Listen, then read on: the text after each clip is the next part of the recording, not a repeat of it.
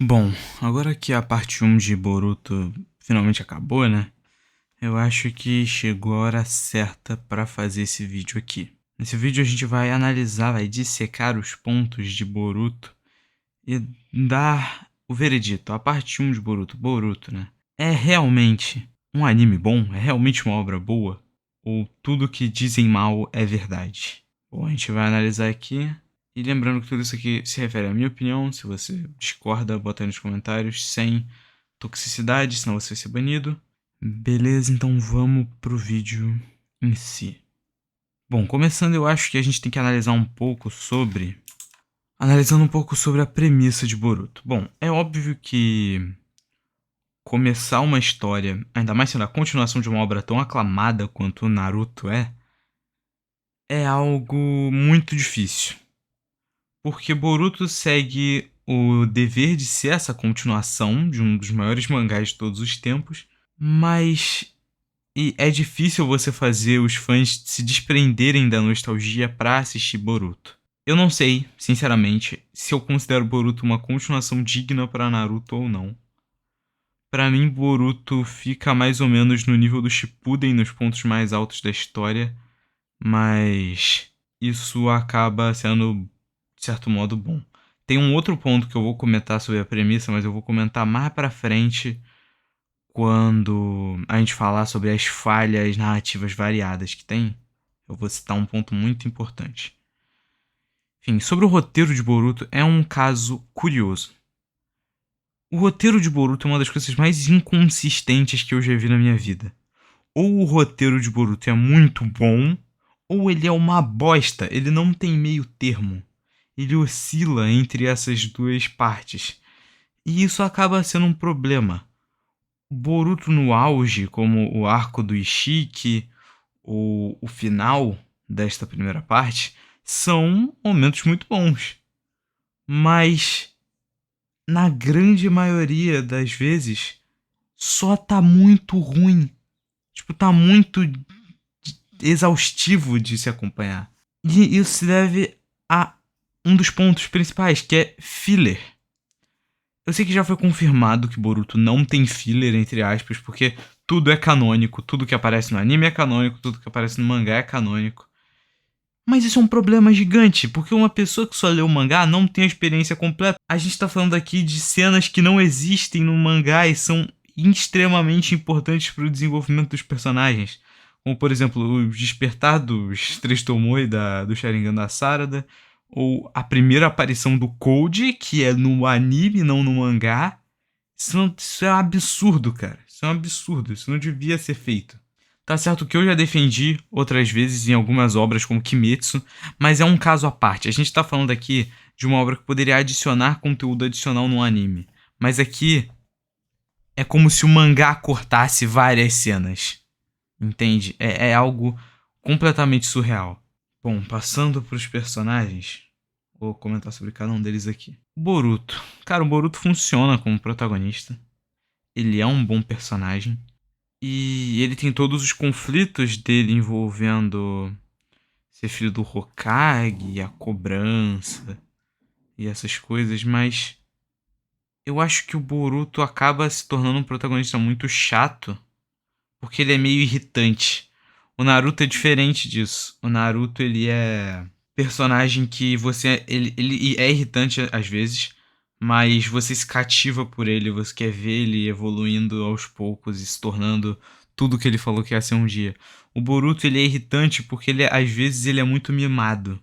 Então isso acaba distanciando, eu sinto que às vezes isso acaba distanciando o público do personagem. Tá certo que, como eu falei, por ser uma obra de continuação é muito difícil você se desprender dessas comparações. Porque não tem como você não olhar pra Boruto e comparar com Naruto. É muito difícil não fazer isso. E o Boruto acaba se tornando um personagem meio chato por causa desse detalhe que eu falei. Ele é meio mimado. Tem algumas cenas onde ele acaba ficando meio chato de se acompanhar. Sobre a Sarada, eu gosto da personagem. Eu gosto de como ela funciona como uma mistura perfeita do Sasuke e da Sakura do clássico. Ela pega o melhor que os dois personagens tinham, então eu gosto como eles construíram ela assim. Ela é uma boa personagem, ela é legal de se acompanhar, principalmente por causa da inteligência dela, dos momentos onde ela mostra essa inteligência que ela tem, que são os feitos de inteligência relativamente impressionantes até. O design dela no mangá eu acho terrível, mas principalmente as roupas que ela usa no mangá. Mas no anime eles consertaram isso, botaram roupas melhores nela. Acho que a roupa da maioria dos personagens, especificamente do Boruto e da Sarada, é muito, mas muito superior no anime do que no mangá. Eu quero ver o que eles vão fazer quando for adaptar a segunda parte no anime, né? Sobre o Mitsuki é um caso curioso. Por quê? Porque o Mitsuki é introduzido como filho do Orochimaru, filho sintético ali, que o Orochimaru fez, o experimento perfeito. Esse tipo de coisa, mas o Mitsuki sofre com um problema. Ele é muito interessante. Ele é um personagem que, tipo assim, você quer muito saber mais sobre ele. Você quer acompanhar essa jornada dele sobre o que é ser um ser humano. E sobre esse tipo de coisa. Mas acaba que ele é jogado de lado. E isso é muito triste. O Mitsuki era um personagem que tinha muita coisa para ser mostrada. A gente poderia ter arcos inteiros só de desenvolvimento para ele, mostrando tudo o que acontece. E era justamente esse um dos grandes problemas de Naruto. Sobre como a obra resolveu focar só no Naruto e no Sasuke e excluiu completamente todos os outros personagens relevantes da obra. E Boruto no começo não seguia por esse caminho, não seguia, tava seguindo tudo bem. Até que eles perceberam que precisavam de um Sasuke. E é aí que o Kawaki aparece na história. E por mais que eu goste muito do Kawaki, é inegável que a história fluía bem melhor antes dele aparecer, tipo, no sentido de desenvolvimento. Depois, por mais que as melhores partes da história em questão de escrita sejam graças ao Kawaki, eu creio que se o Kawaki tivesse uma introdução um pouco mais morna e você fosse colocando pequenos arcozinhos dele se entrosando com o pessoal e fosse desenvolvendo até o time 7 como um quarteto, né? Agora com a entrada do Kawaki, funcionaria. Mas não é isso que acontece. O Kawaki aparece e ele e o Boruto viram o centro. A Sarada vira ali um terceiro elemento menor que aparece. E o Mitsuki vai lá pro outro lado. Tipo, um escanteio enorme acontece com o Mitsuki. Isso é muito ruim. Porque parece que tá repetindo o mesmo erro de antes. Parece que não se consegue. Parece que o Kishimoto é incapaz de seguir a história se ele não tiver um Naruto e um Sasuke pra construir junto. Porque acaba ficando esse ponto. Como eu falei, eu gosto do Kawaki, não me entenda errado. O Kawaki é um personagem muito bom. Mas eu sinto que ele matou muito do potencial que o time 7 dessa geração teria. Como personagens, né? Uma coisa que eu queria mencionar sobre o Kawaki também, que eu pessoalmente não gosto, é sobre essa virada de personagem que ele tem no último arco. Por quê? Porque o Kawaki é um personagem que é introduzido sendo um cara mais fechadão, que tá lentamente se abrindo pra todo mundo ao seu redor. É um personagem muito gostável, é um personagem bem carismático. Mas aí ele vira uma coisa, ele vira um cara que, eu tenho que defender o Naruto a qualquer custo, então eu vou matar todo mundo que ficar no meu caminho. Eu não sei, é tão artificial essa virada de personagem que o Kawaki tem. Eu não gosto do jeito que foi executado. Eu sinto que dava pra ter feito isso de jeitos muito, mas muito melhores. Enfim, falando agora sobre os personagens antigos do Naruto Shippuden, né? Personagens que vieram de lá. Bom, o Naruto e o Sasuke são os únicos relevantes, como foi anteriormente. É uma situação um pouco triste, por quê? Porque, bem, o Naruto e o Sasuke servem só pra ser dois deus ex-máquinas gigantes. E isso é muito ruim. Por quê? Eles aparecem e eles resolvem todos os problemas, supostamente. Porque é esse outro problema que eu vou citar nas falhas narrativas da história. Eles, e a maioria dos personagens do Shippuden, tirando eles, foi deixada de lado. Eu não gostei muito do que eles fizeram com o Boruto naquela. Com o Boruto não, com o Naruto naquela cena que ele não vai no aniversário da Himawari. Eu acho que ela sendo uma bosta. porque aquilo ali descaracteriza completamente o personagem do Naruto. Ele não é uma pessoa que faria aquilo nem ferrando. Fora que é uma cena burra, porque era só o Naruto botar um clone dele pra trabalhar. Então, falando agora sobre vilões, vilões dessa obra maravilhosa. Eu não vou falar do Shin, porque eu não gosto dele e eu acho ele meio inútil na história. Ele não serve pra muita coisa dentro da obra. Então eu não vou falar do Shin aqui. Mas falando dos outros, a gente tem quem? Começando com a Cara, é uma situação complicada, por quê? A Cara é vendida, embora ela não seja referenciada assim dentro da obra, o público vende a Cara como a nova Akatsuki. E não é a nova Akatsuki, são coisas bem diferentes. Mas o problema é que a Cara é muito bucha. Todos os personagens da Cara são esquecíveis.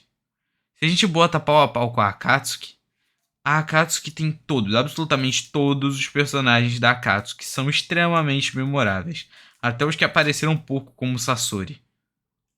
Mas na Cara não tem um cara que tu olha e tu fala, ah, esse cara aí é brabo. Não, não, todos.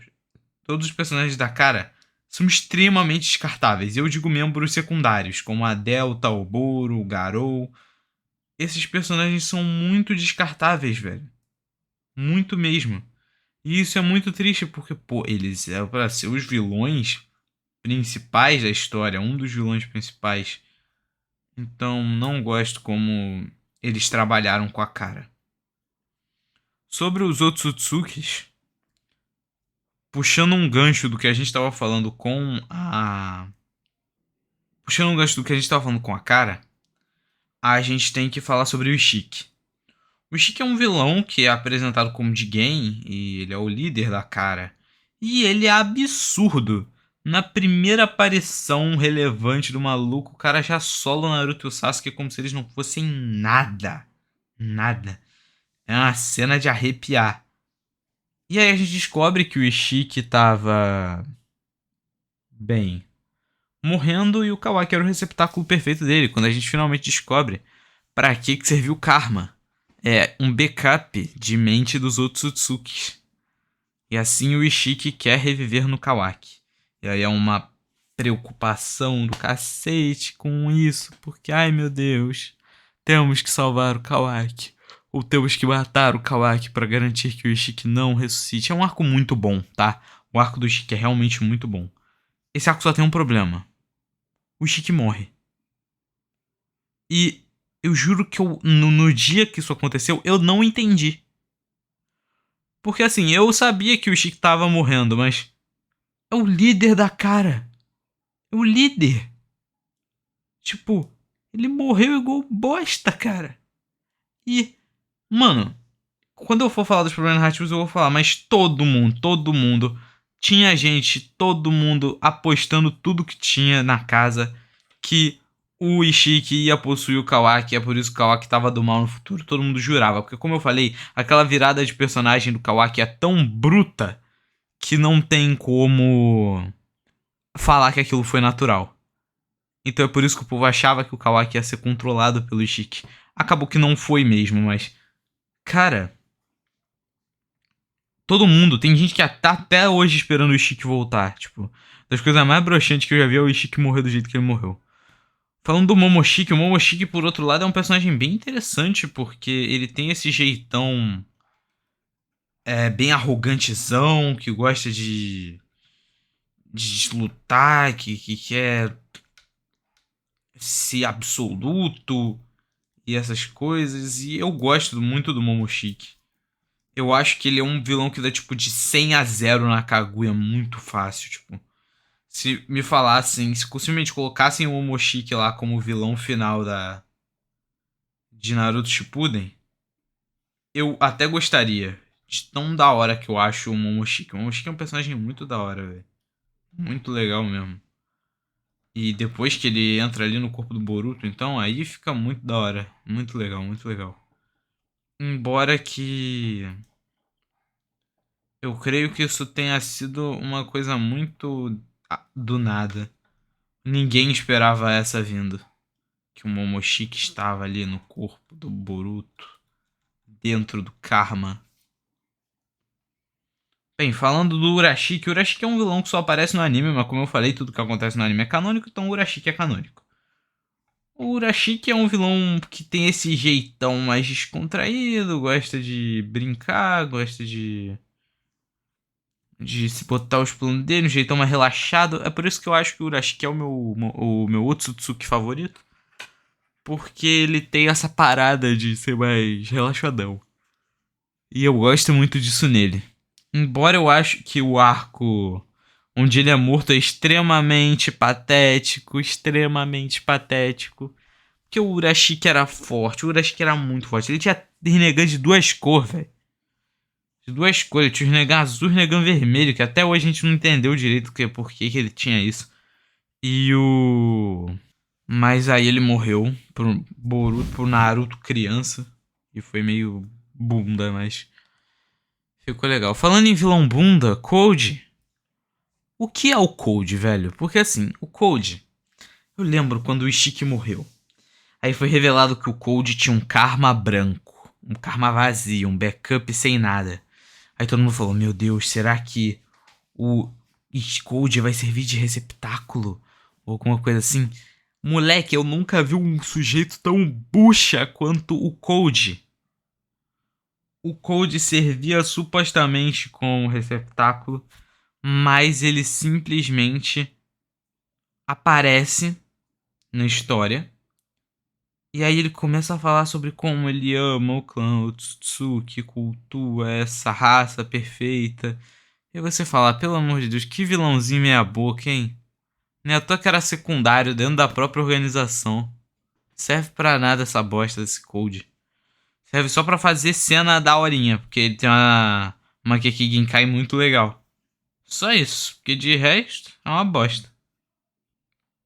Agora, finalmente, falando sobre as falhas narrativas, eu detectei duas falhas narrativas principais. Duas coisas que me incomodam muito. A primeira delas, como eu falei, é a situação de Naruto e Sasuke Deus Ex Machina.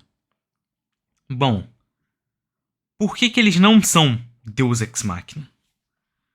Porque a desgraça do Kishimoto não resetou a escala de poder.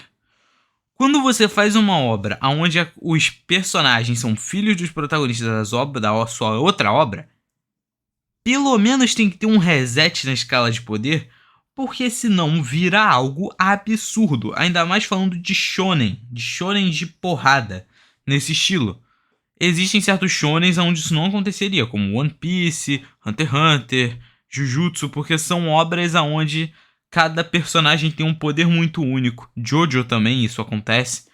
São séries onde um personagem tem um poder muito único e por causa disso eles não dependem de ter um poder muito OP para vencer. Vence quem utiliza melhor os seus próprios poderes.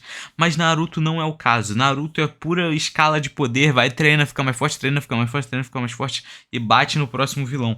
E é sempre a mesma coisa. Então, você não resetar a escala de poder faz com que o que aconteça? Até os vilão mais meia boca que o Boruto e as crianças enfrentam dão pau a pau com o Naruto e o Sasuke. Isso é ridículo. Isso é absurdo. A gente tá falando aqui do Urashiki, que dava trabalho pro Naruto e perde para duas crianças de 12 anos. Eu nunca vi uma... Pouco se fala de como a escala de poder de Boruto é bagunçadíssima. É muito bizarro essa escala de poder, cara. Principalmente envolvendo o clã Otsutsuki e as lutas contra eles, cara.